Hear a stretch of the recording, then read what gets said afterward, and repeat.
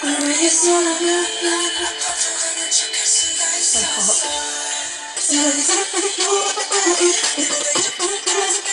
it, wait for it.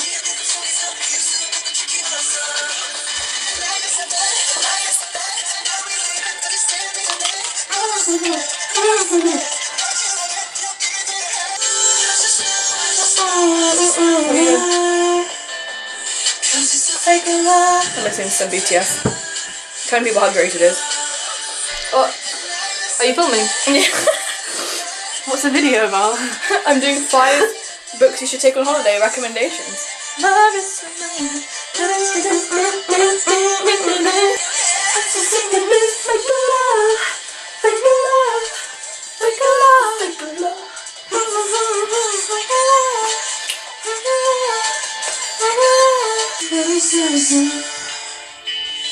I don't know how to speak Korean, but I'm just going to listen.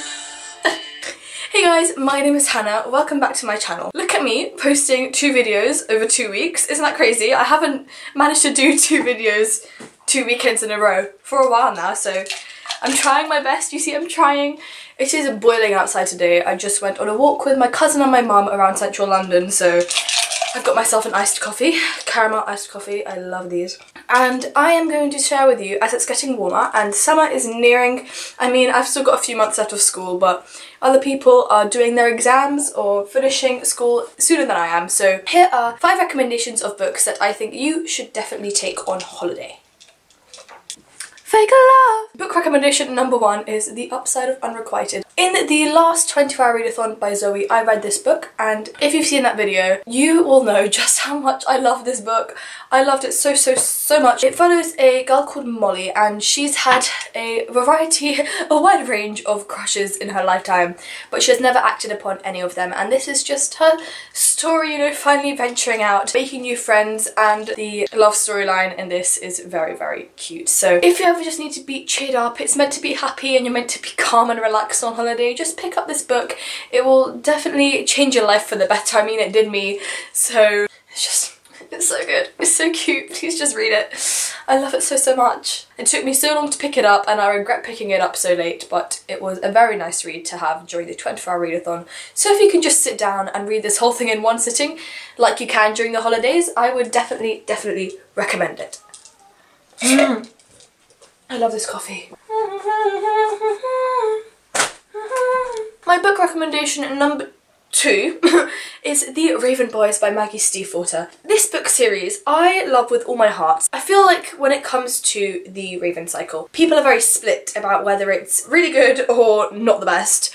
Some people think that it's too slow, and I kind of get where they're coming from. It takes a while to get into it, like a few hundred pages, but as the books go on, they get even better and better, and then the last book is just so amazing. There are only 4, so it's not that big of a commitment. Even if you do find it quite slow paced, you can just kind of relax while on holiday and pick up this adorable book. It's very character driven. Some people might not like that. I would much rather it be character driven than plot driven, because I prefer if the characters are good than necessarily the plot. I find that if the plot is really good but the characters are just kind of boring, I won't really want to read it because you have no one to relate to or, you know, fangirl over really. So the characters in this are written very well. It's very difficult, I find, to explain the synopsis of this series because on the back it's talking mostly about the main girl character, Blue, who lives with a family of psychics, and she's been told all her life that if she kisses her true love, he will die. So she's just gone her whole life just not kissing anyone, like no chances, you know. But there's so much more to the storyline than just that. There are 4 other boys, the Raven Boys, who she makes unlikely friends with, and it's just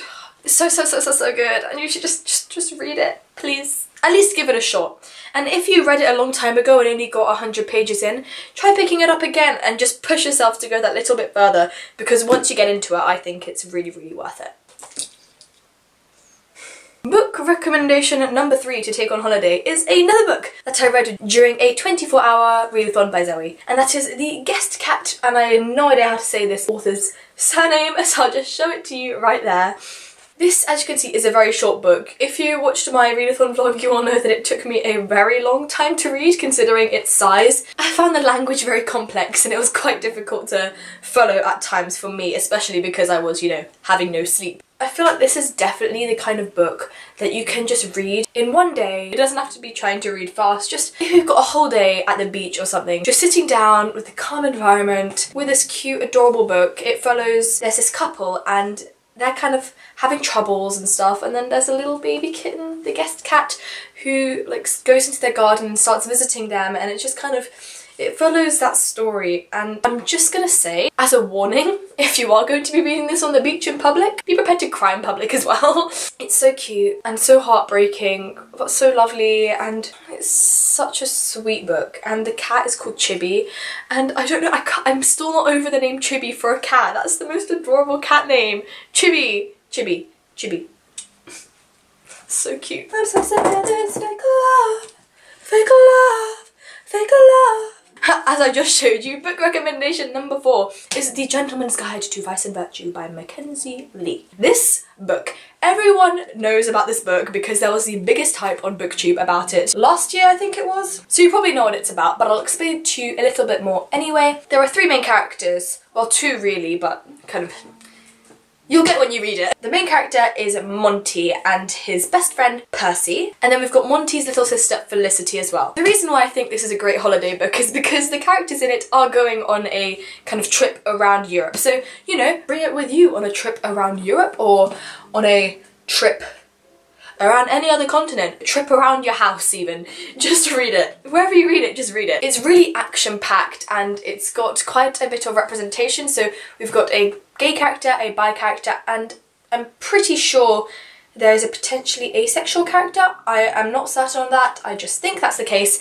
So there is quite a bit of representation in this as well. It's just, oh, it's such a good book. There are moments where you really cringe and there are moments when you burst out laughing. I'm pretty sure, did I cry while reading this? I probably did. I cry reading everything, to be honest. But it's a big old book, but definitely worth it. It's also an expensive book, but I got it on sale, so. This is so good.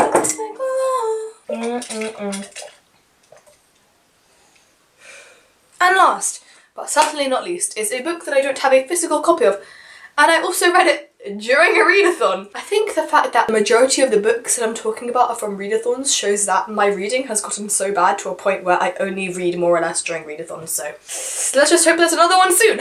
And that is Little Fires Everywhere by Celeste Ng. You also know, if you've seen my vlogs, just how much I love this book. I gave it 5 stars. I like the rest of the books on this list. I'm not going to give you a synopsis, just check on Goodreads in case I get any of it wrong, but it's a really, really good book. I don't really know what else to say. I feel like this is a really good road trip book. You might disagree with me if you've already read it, but I feel like this is a book that you can just kind of read when you're driving through nature, you know, in the middle of nowhere with beautiful trees around you, or a desert, or like the sea or something, and just reading that book, I feel like it would work. I feel like you could probably read it anywhere. I think that The Upside of Unrequited is a book that's really good for reading on the tube. I don't know why, I feel like I would love reading that book on the tube. Ideas are flooding into my mind now. There are so many books that are good for reading on the tube. Let me know if you'd like it. I'd call it Book Tube Recommendations. Genius. I know. Anyway, back onto Little Fires Everywhere. So many people were talking about it and raving about this book. It's an adult book, I'm pretty sure. It does go more in depth into like social issues and stuff in ways that I probably didn't understand as much as I will do if I read it when I'm older. There's a whole situation with the like custody of a child that just got so intense and I disagreed with the rest of my family on the situation, so I'm probably too young to like know really all of what's happening, but I still learned a lot from it and I really, really enjoyed reading it. So even if you're only a 15-year-old like me, try picking it up, try giving it a go at least. I still loved it very much. So yeah, I guess that is it. Thank you so much for watching. Make sure to go and stream Fake Love on YouTube because I think that 7 million views were taken off this morning from the music video. I think we hit 62 million views this morning, and then I checked it later on and it was at 55 million. So thanks YouTube. Who am I channeling right now? Just the whole of BTS. The whole of BTS. And this is wearing double denim right now. I'm telling people to stream Fake Love on YouTube. What? When's this video gonna go up? Today. Oh, today? Yeah, I guess you're in time. Kind of. Yeah, because 7 million views will take it away from us. Gonna see if we beat Taylor Swift. I love you, Taylor Swift. How close we came as well. We're trying to beat Taylor Swift in most viewed music video in 24 hours. But we love Taylor Swift. We love Taylor Swift as well, but like BTS, man. I feel like I'm quite a bit taller than you. I'm also bending down because I've got Athroneofbooks here that I can't bother to take away. Just in time, finish the video in time to finish my coffee. Also, just listen to the whole of Love Yourself too, because my heart, oh my god, the truth I'm told, I nearly cried. I was looking at the lyric translation along with listening to the song and I could not handle. There were tears in my eyes. I didn't sob, but I bet you if I'm feeling particularly sad one day and I listen to it, I will cry. I feel like I'm in one of those moods where I speak really quickly and I don't really pronounce my words well, so if you haven't understood a word that I've said in this whole entire video, I'm very sorry. I'll try better next time. But yeah, I guess that is it. Thank you so much for watching. All of my social media and my other channel will be linked down below, and I guess I'll see you next time. Bye!